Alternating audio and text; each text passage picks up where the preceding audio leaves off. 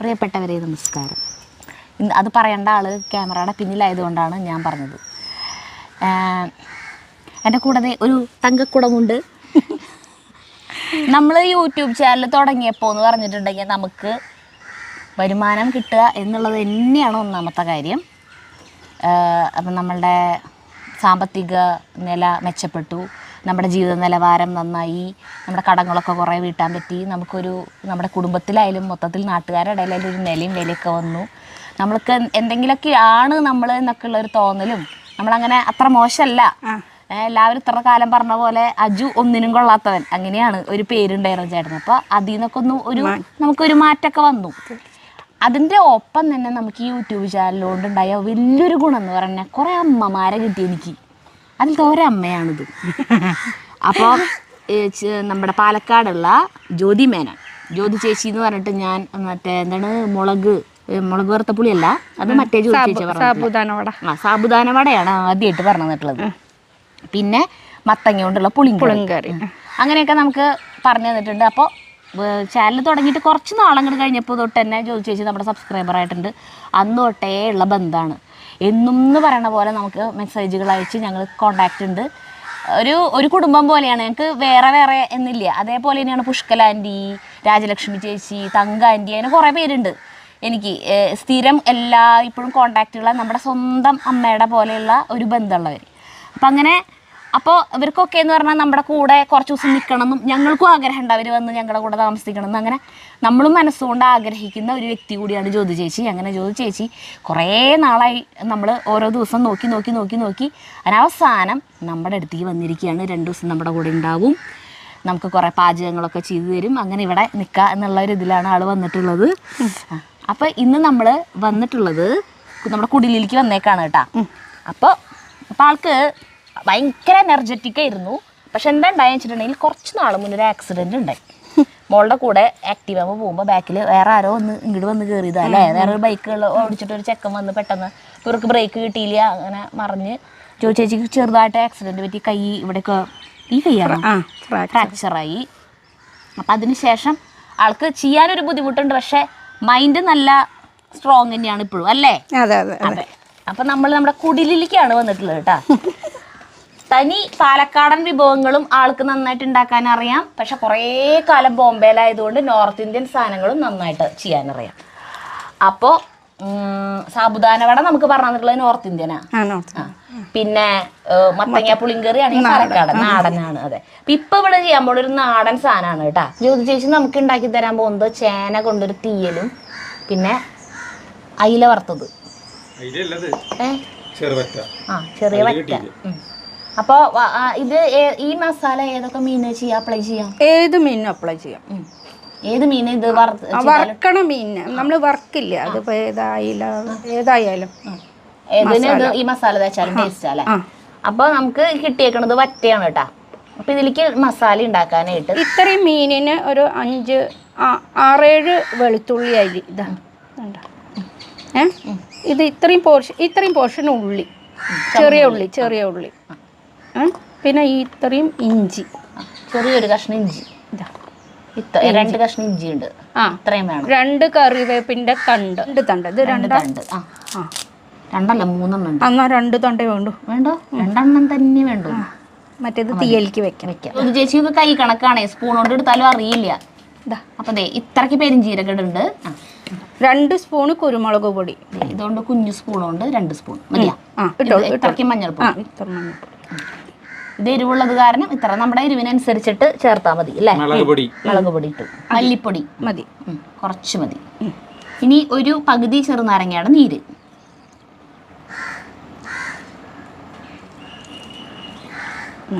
ഇതെല്ലാം ഇനി അരയ്ക്കണം. ഉപ്പ് വേണം. അത്ര മീനിലേക്ക് എത്രയാണ്? അത്ര മീനിലേക്ക് എന്ന് പറയുമ്പോൾ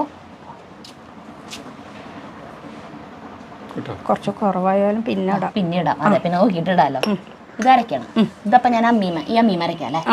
അപ്പം ഈ സാധനം നമുക്ക് വേഗം തന്നെ മസാലയൊക്കെ തേച്ച് വെക്കാലോ വെച്ചിട്ടുണ്ട്. ഇത് ആദ്യം തന്നെ ഞാൻ അരയ്ക്കാൻ അങ്ങോട്ട് എടുത്തേട്ടാ. അയ്യോ,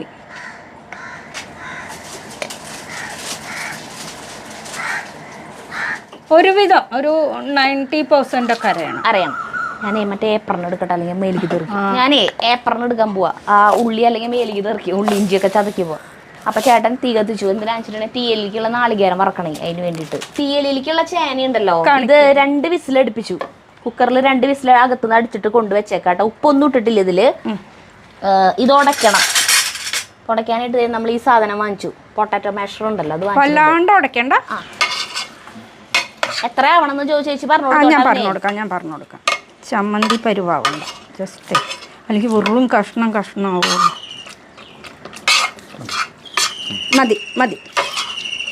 മതി കണ്ട, ഈ കണ്ടീഷനാക്കുക. അല്ല, ആദ്യം വെറുതെ ജസ്റ്റ് ഒന്ന് ചതച്ചിട്ട് പിന്നെ അരയ്ക്കാനാ, നല്ല പേസ്റ്റ് പോലെ അരയ്ക്കണം. ആഹാ, എന്താ നല്ല മണം വരണല്ലേ, അടിപൊളി മസാല. ഇത് മിക്സിയിൽ അടിച്ചാൽ മതി കേട്ടാ, ഈ വക പണിയൊന്നും ഇല്ല. അപ്പോൾ മിക്സിയിൽ അടിക്കാം. അതെ, പെരിഞ്ജീരകമൊന്നും കടിക്കരുതെന്ന് മാത്രം. പെരിഞ്ജീരകത്തിന്റെ പൊടി ഉപയോഗിച്ചാൽ മതി, പൊടി ഉണ്ടെങ്കിൽ മതി.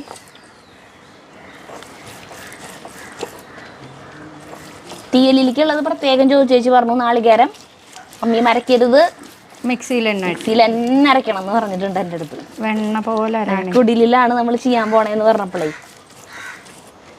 ആൾക്ക് തന്നെ തോന്നി, ഇത് അമ്മിയും ഇവിടെ അരച്ചത് കൊളാക്കും ചിലപ്പോ. അങ്ങനെയല്ല, എനിക്ക് സത്യത്തിലില്ലേ കുക്ക് ചെയ്യാൻ ഇഷ്ടം. ഇങ്ങനെ ഞാൻ എന്തെങ്കിലുമൊക്കെ ഇങ്ങനെ മീൻസ് സത്യത്തിൽ ഇടാത്ത സാധനങ്ങളൊക്കെ ഇട്ടിട്ട് എനിക്ക് തോന്നിയില്ല കേട്ടോ, പെരിഞ്ജീരകം മീനിലൊക്കെ. പക്ഷേ ഇത് ഞാൻ ട്രൈ ചെയ്തിട്ടുണ്ട്, നല്ല ടേസ്റ്റാണ്. പെരിഞ്ജീരകത്തിൻ്റെ ഫ്ലേവർ എൻ്റെ മിക്ക കറികളും, ഈ നോർത്ത് ഇന്ത്യൻ ഡിഷിലൊക്കെ മിക്ക കറികളും പെരിഞ്ജീരകം ഉണ്ടാവും. അതിനൊരു പ്രത്യേക അങ്ങനെ ചിലപ്പോൾ എല്ലാവർക്കും അത് ഇഷ്ടപ്പെടണം. ഇല്ല അതും പറയാൻ പറ്റില്ല. പക്ഷെ ഞാൻ കഴിച്ചിട്ട് നന്നായിട്ടാണ് തോന്നിയത്. സ്വയം ഓറഞ്ച് ചെയ്യുമ്പോൾ ഒരു ഐഡിയ വരില്ലേ, എന്നിട്ട് സ്വന്തമായിട്ട് കുറെ ഇൻഗ്രീഡിയൻസ് കൂടി ചേർക്കും. അതന്നെ. പിന്നെ നെക്സ്റ്റ് ടൈം നമുക്ക് മനസ്സിലായി ഇത് കുറവുണ്ട്, അപ്പം അപ്പുറത്ത് നമ്മൾ ഓർമ്മയോട് കൂടി നോട്ട്ബുക്കിലൊക്കെ എഴുതി വെക്കുകയോ അങ്ങനെ എന്തെങ്കിലും ചെയ്താൽ മതി, ഓർമ്മയിലില്ല എന്നുണ്ടെങ്കിൽ.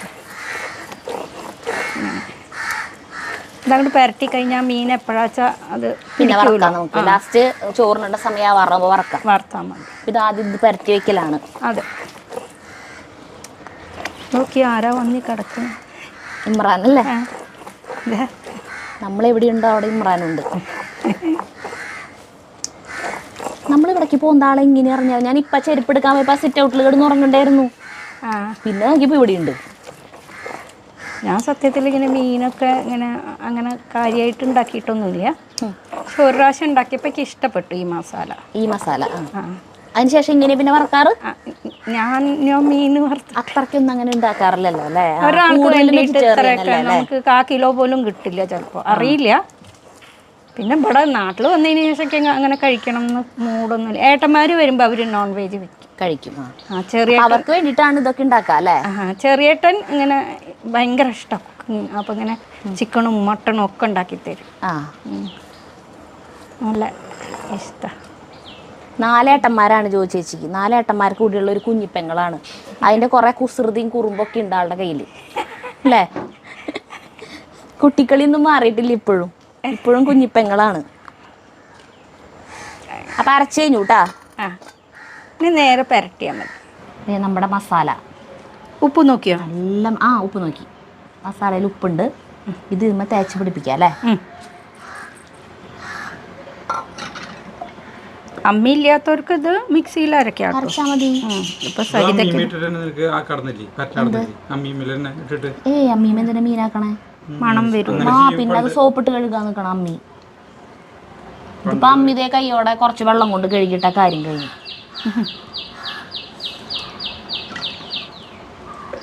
പാത്രം ചെറുതായി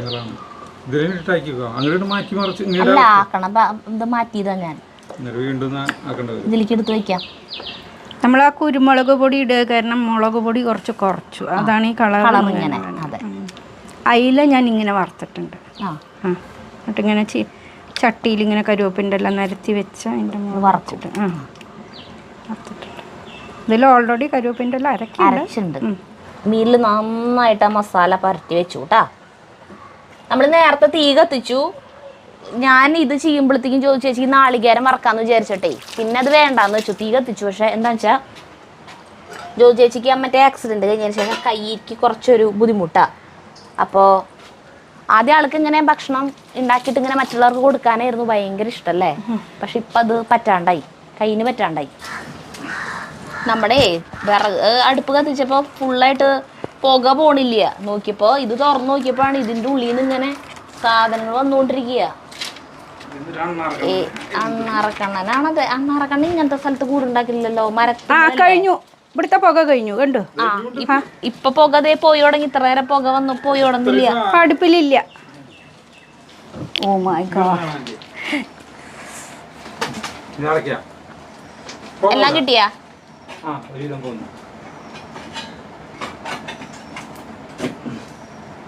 കണ്ടോ ഇവിടെ പുകയില്ല. ഇപ്പൊ ഇപ്പൊ ഒരു തുണ്ട് പുക വരില്ല. ഇത്ര നേരം പുക ഇങ്ങോട്ട് വന്നുകൊണ്ടിരിക്കുകയായിരുന്നു. ചീഞ്ചട്ടി അടപ്പത്ത് വെച്ച് ഇനി വെളിച്ചെണ്ണ ഒരു ഈ ഇത്രയും ഉള്ളില്ലേ, ഇത് വഴലാണ് ഉള്ളത്. ജസ്റ്റ് ഒന്ന് വഴണ്ട് പച്ചച്ചോയ മാറാൻ വേണ്ടിയിട്ടാണ്. മതി മതി മതി. ഇറക്കി ചുമന്നുള്ളി ആ വെള്ളമുണ്ട്, കഴുകി വെച്ചതല്ലേ.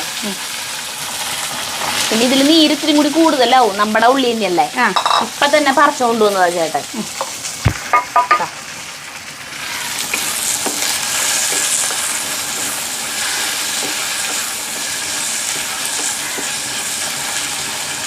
പിന്നെ ഇതിലേക്ക് കുറച്ച് പുളി വെള്ളത്തിലിട്ട് വെക്കണം. ഇത്ര പുളി എടുത്തിട്ടുണ്ട് കേട്ടാ, ഇത്ര പുളി എടുത്തിട്ടുണ്ട്. അത് വെള്ളം ഒഴിച്ചിവിടെ ഇരിക്കട്ടെ.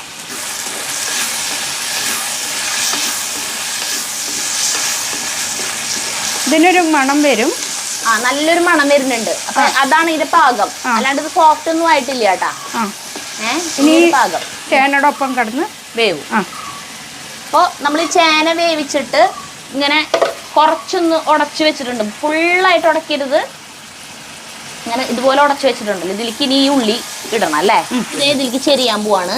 എന്നിട്ട് ഇതിൽ നമുക്ക് നാളികേരം മറക്കാം അല്ലേ. എണ്ണ കുറച്ചുകൂടെ വെളിച്ചെണ്ണ ഒഴിക്കാം അല്ലേ. എത്ര വെളിച്ചെണ്ണ വേണം? മതി. ഈ ഉള്ളി ഇട്ടു. ഉലുവ അതേ മുരിഞ്ഞു. അപ്പൊ 2 തണ്ട് കറിവേപ്പിന്റെ ഇല.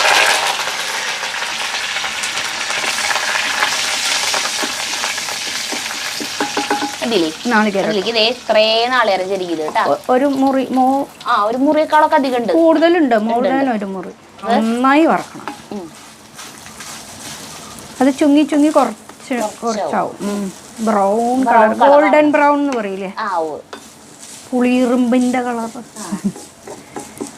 അത് വരെ നാളികേരം വറവായിക്കൊണ്ടിരിക്കുന്നത് നല്ല ഗോൾഡൻ ബ്രൗൺ ആവണം. അപ്പൊ ജോലി ചേച്ചി ജനിച്ചത് ബോംബെയിലാണ്. അച്ഛന് ജോലി ബോംബെയിലായിരുന്നു, സിവിൽ എഞ്ചിനീയർ ആയിരുന്നു അച്ഛൻ. അത് കഴിഞ്ഞിട്ട് വളർന്നത് നാട്ടിലേക്ക് പോന്നു. ഇങ്ങോട്ട് നാട്ടിലേക്ക് വന്നു. നാട്ടിലേക്ക് എന്താ പോന്നെ? അച്ഛന് ട്രാൻസ്ഫർ ആയിട്ട് അല്ല ഗുജറാത്തിലേക്ക് ട്രാൻസ്ഫർ. അച്ഛൻ മാത്രം ഗുജറാത്തിൽ പോയി. ഞങ്ങളും 5 മക്കളും ഇങ്ങോട്ട് വന്നു, നാട്ടിലേക്ക് വന്നു.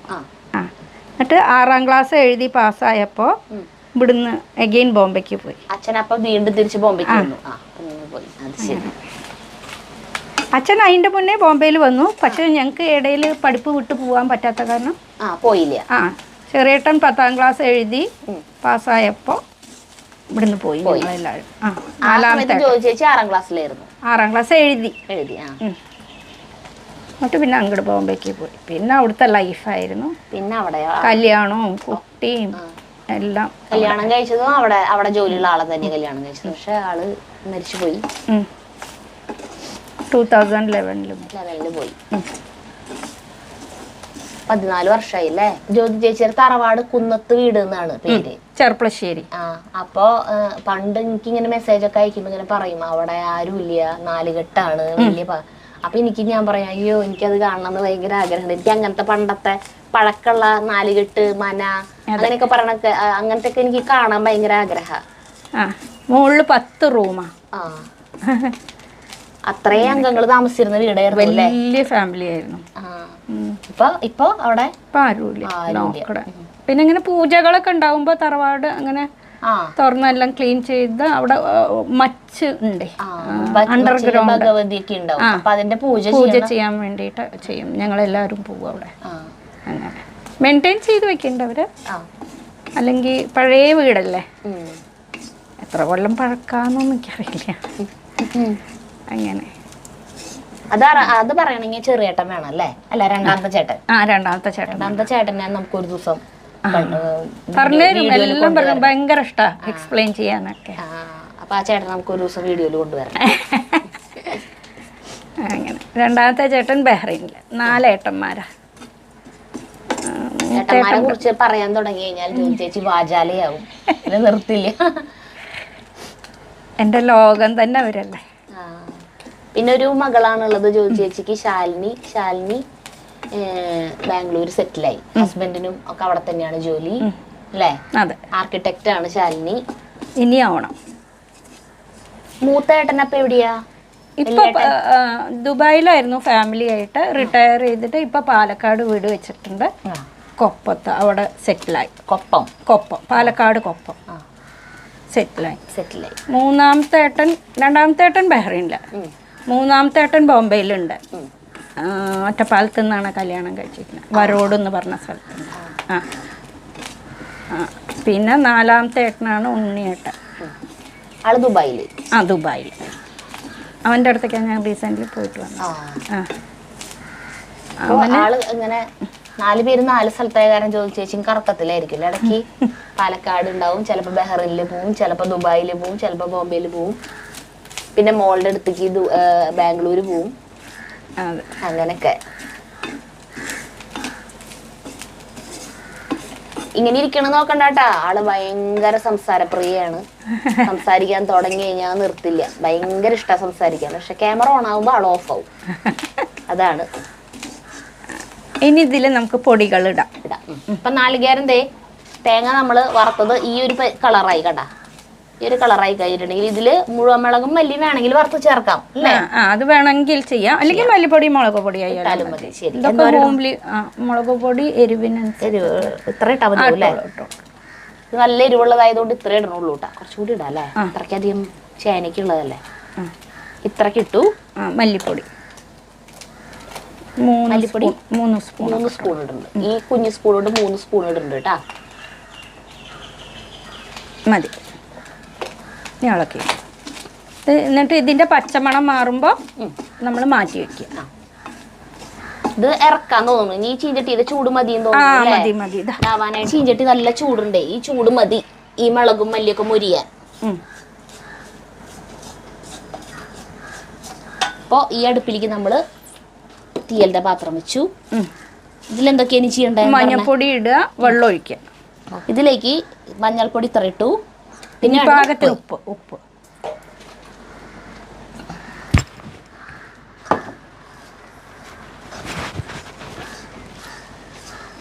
ഉപ്പിട്ടു. കുറച്ച് വെള്ളം ഒഴിക്കും. കുറച്ച് വെള്ളം നോക്കി എന്തോരം വെള്ളം വേണമെന്ന്. മതി മതി മതി. ഇളക്കിയിട്ട് അത് അവിടെ വെച്ചോളൂ. തിളക്കട്ടെ. അത് ഇരുന്നിട്ടെ അത് തിളയ്ക്കുമ്പോൾ നന്നായി ഒന്ന് തിളച്ച് 2-3 തള തിളച്ചാൽ ഈ പുളി പിഴിഞ്ഞ് ഒഴിക്കുക.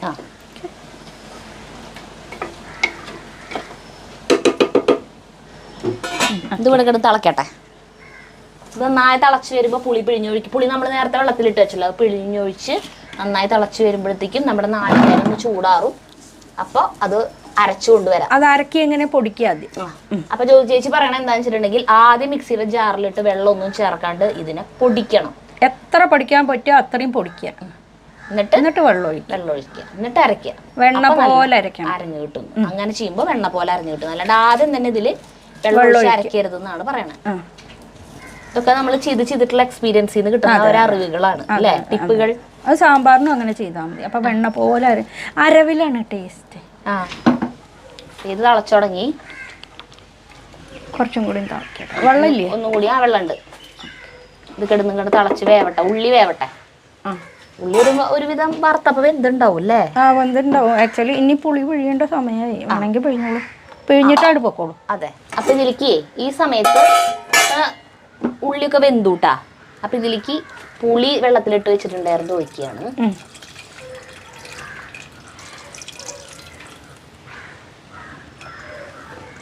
നോക്കിയിട്ട് വേണമെങ്കിൽ ഇതിൽ വെള്ളം ഒഴിച്ചിട്ട് ഒഴിക്കാം വെള്ളം ഉണ്ടാവില്ല. അല്ല പുളി വേണമെന്നുണ്ടെങ്കിൽ ഇതിൽ വീണ്ടും വെള്ളം ഒഴിച്ച് വെള്ളം പിഴിയാം അല്ലേ? അതെ അതെ. ഇത് നന്നായി കിടന്ന് തിളക്കട്ടെ ഈ പുളിയുടെ. പക്ഷെ ഈ പുളി തിളയ്ക്കാനുള്ള വെള്ളം പോരാ, കുറച്ചും കൂടി വെള്ളം ഒഴിക്കണം. അല്ലെങ്കിൽ ഇത് അരച്ചൊഴിക്കുമ്പോ ഭയങ്കര കട്ടിയാവൂല. അതെ അതെ അതെ. ആ മതി മതി മതി. പുളി തിളക്കണ്ടേ, വെവ്വണ്ടേ? മൂടി വയ്ക്കണ? വേണ്ട വേണ്ട, തുറന്നു കിടന്നോട്ടെ. ഓ ഇനി ധൈര്യം അരച്ചു.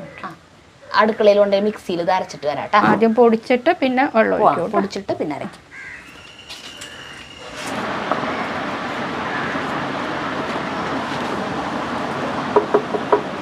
ഉപ്പ് നോക്കട്ടെ.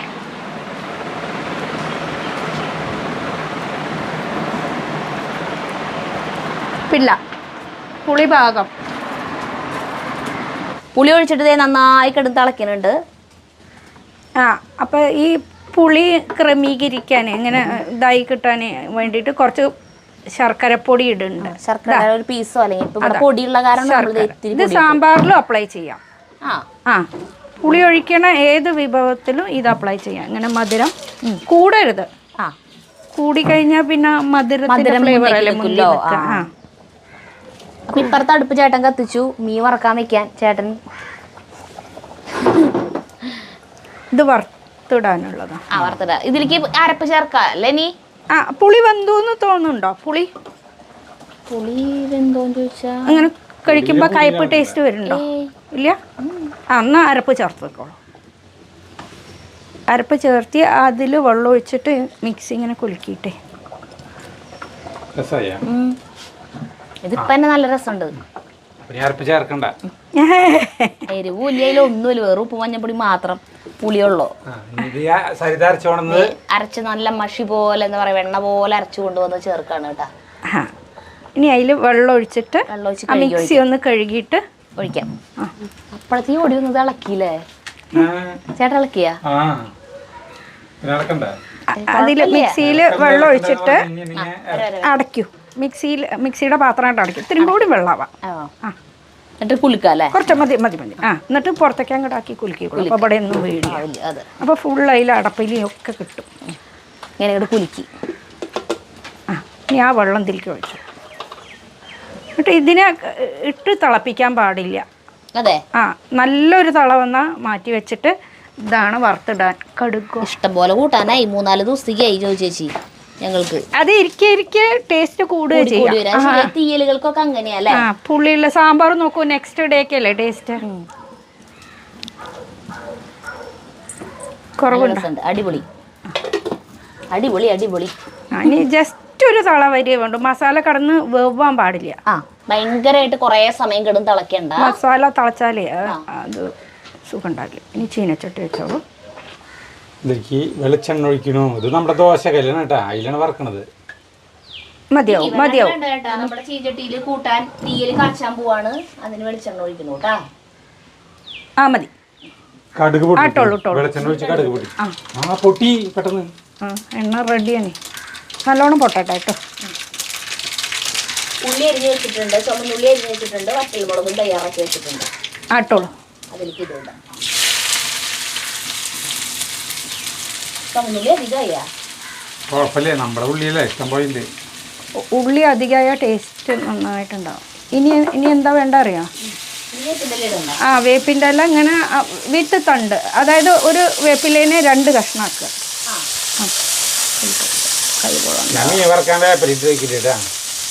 പൊട്ടിപ്പിടിക്കില്ല. ഓ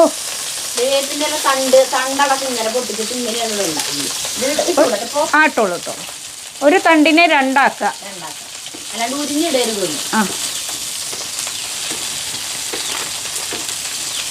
അവിടെ ഇത് ആക്കുമ്പോൾ ഞാൻ മീൻ വറക്കാം. ഇത്തിരി മൈദപ്പൊടി ഇന്ന് വെതറി കൊടുക്കുന്നുണ്ട്.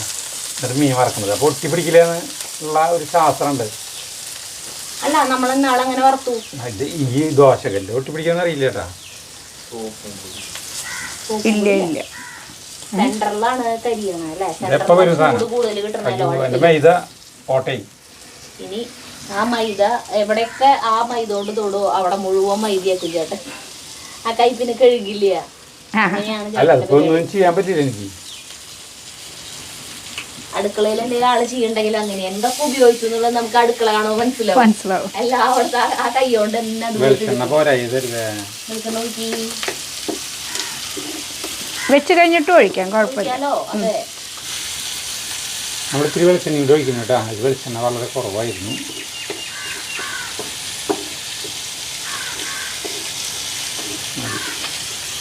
ആ ഉള്ളി ചുമക്കനെ ആവണം കേട്ടോ. സാധാരണ നമ്മൾ ഉള്ളി കാച്ചുന്ന പോലെ തന്നെ നമ്മളെ ഉള്ളി ഇതൊക്കെ കാച്ചി ഒഴിക്കാൻ പോവാണ് കേട്ടാ. അതാണ് പരുവ. അങ്ങനെ ചേനത്തീയൽ റെഡി. 2-3 ദിവസം വെക്കാം. ഒരു പാത്രം വെക്കുന്തോറും ടേസ്റ്റ് കൂടും. ഇന്നത്തേക്കാളും ടേസ്റ്റ് നാളേക്കാ ഉണ്ടാവുക. അതെ,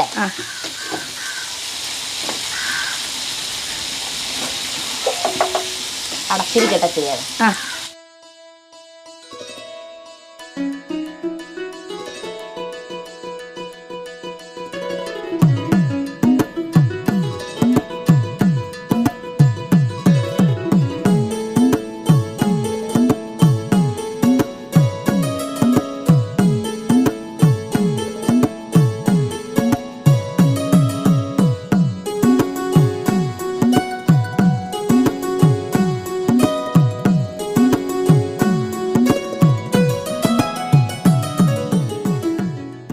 എനിക്ക് കുറച്ച് മതി ഇട്ടത്. കുറച്ച് മതി. ഇത് രാവിലെ ചോദിച്ചു ഞങ്ങൾക്ക് കഞ്ഞിയിലേക്ക് ഉണ്ടാക്കി തന്ന കറിയാണ്. ഇത് വേറൊരു ദിവസം ഞാൻ കാണിച്ചു തരാം കേട്ടാ. സിമ്പിളായിട്ടുള്ള പപ്പായയും ബീട്രൂട്ടും. അറിഞ്ഞില്ലേ രാവിലെ കഴിച്ചിട്ട്? ഞങ്ങളുടെ വീട്ടിലത്തെ പപ്പായ. നിങ്ങൾക്ക് വേണം വേണ്ടേ? വീട്ടിലത്തെ പച്ചക്കറി. ഇത്ര മതിയാ? കഷ്ണമൊന്നും വേണ്ടേ? കഷ്ണം ഞാൻ എടുത്തില്ല. കഷ്ണം കുറച്ചിട്ടെ. മതി.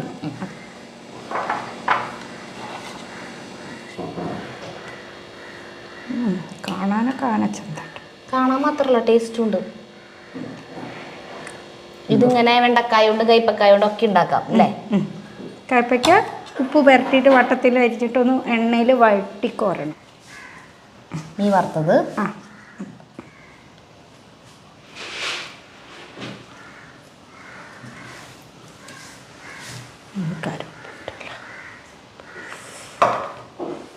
ഇനി കുറച്ച് കേടായതുണ്ട്, അത് റിപ്പയർ ചെയ്ത് ചേട്ടൻ കഴിച്ചോളൂ. കേടല്ല, അത് കരിവേപ്പില കരിഞ്ഞതാണ്. കരിവേപ്പിൻ്റെ ആ മൈദപ്പൊടിയും കരിഞ്ഞതാണ്, വേറൊന്നുമല്ല.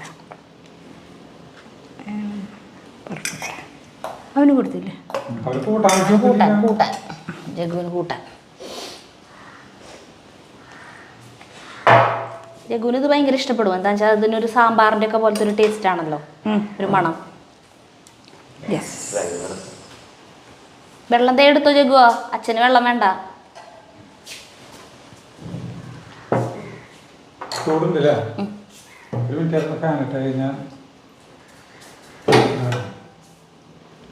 ഉള്ളി ഇഷ്ടം പോലെ വീട്ടിലെ ഉള്ളിയല്ലേ ഇവിടുത്തെ? നല്ല സ്വാദുണ്ടാവും.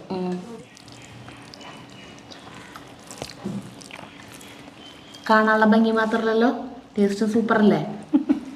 ഞാൻ വെച്ചിട്ട് ചേച്ചിക്ക് കൊടുത്തിട്ട് ചോദിക്കണ പോലെ ഉണ്ട് അല്ലേ? നന്നായിരിക്കും. അജുൺ ഇനി പറയാ ശരിക്കും ഉരുള ഉരുട്ടിയിട്ട് മീനിന്റെ ടേസ്റ്റ് ഒന്ന് നോക്കും. മീനിന്റെ ടേസ്റ്റ് നോട്ടാ.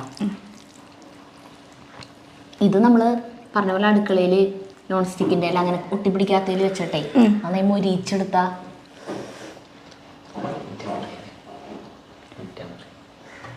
അടിപൊളി.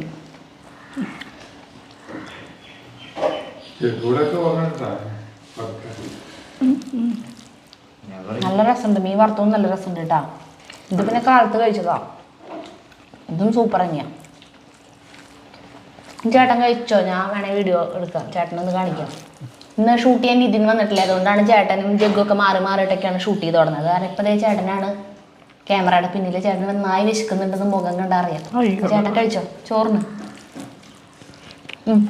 പിടിക്കാം. ചൂടുണ്ട്, ചൂട് ചൂട് ചൂട് ചൂട്.